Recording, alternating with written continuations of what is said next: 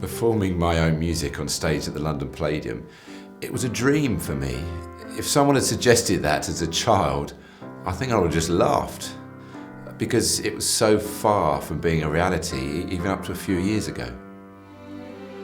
The fact that I could share this experience with hundreds of students with learning disability is what made it really special. You know, I feel my most comfortable and confident when leading my own group of musicians on stage. I feel that we bring out the best in each other.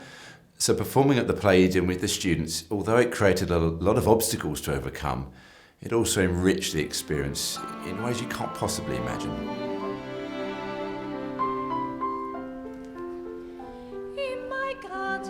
The staff had gone into a state of panic really, because we were thinking, how is everyone going to fit on stage? We've not got enough space, we haven't even thought about the wheelchairs yet. But then the students arrived, and it only really took one look at their excitement and their passion for music to decide, actually, it's fine. They're going to be great, whatever. When that moment came for me to step out on stage with David Rose, I was ready. Isn't that fantastic, David Rose? Thank you, David, off you go. We've been working towards this for such a long time, and I was full of excitement. As soon as David played the opening melody and I heard the audience cheer, I knew it was going to be a great night. 2, 3, 4. Lovely. The London Palladium was the perfect venue. It's the home of variety, and it was so atmospheric. You could feel the history, the energy, everything. It was an amazing place to perform. You know, when I looked across that stage at all those performers, my students felt just like me. We were all performers on this famous stage, and we're all ready to go for it and to enjoy every moment.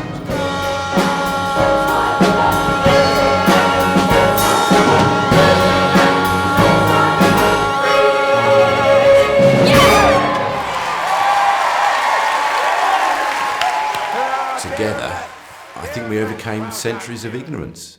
We challenged a lot of people who would say that a leading cast made up entirely of children and adults with learning disabilities, that they could put on a West End show. We challenged that and we proved them wrong. Despite the warnings that it was all too much for them, despite those students being on stage for 6 hours before the show even started, and of course all their own personal challenges, they adapted, responded, and surpassed all my expectations. Nothing went wrong, and they gave the performance of their lives. Everyone in the audience had forgotten about the word disability, and they all just sat back in awe.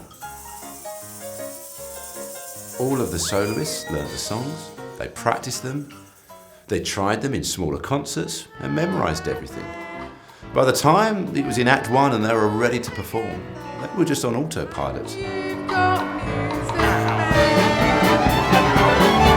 Palladium, music for everyone. But I think the impact on them will be enormous. Michelle, for example, she was a selective mute and is now a recording artist who's sung at the Palladium.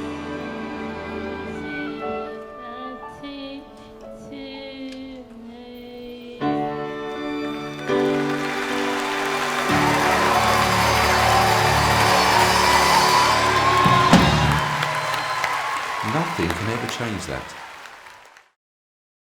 I think actually one of the biggest moments that I found exciting was Alex Pallier's drum solo, where he performed the solo and right at the end did that beautiful cliche ending of da da da da da bum bum, which is all you can ever ask for out of our students, and he did it, and he's never done it before, and I ended up standing there with shock and a massive lump in my throat.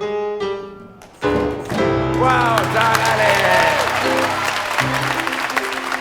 You know, the students, they revel in all of our musical styles because they are all real musicians and they apply the same commitment to all of it as I would. But my long-term goal is to make everything a bit more complicated, gradually, over time, so they have to become more skillful performers.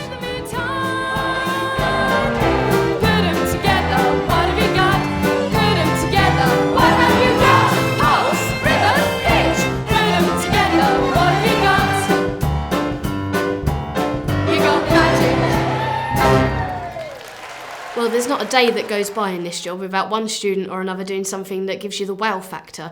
And that's what these shows are all about, giving the performers the opportunity to have that wow factor. But throughout the day, they dealt with tiredness, excitement, nerves, and massive changes to their routine. And not a single person complained throughout the whole day, and I think that's what really added to the show's success.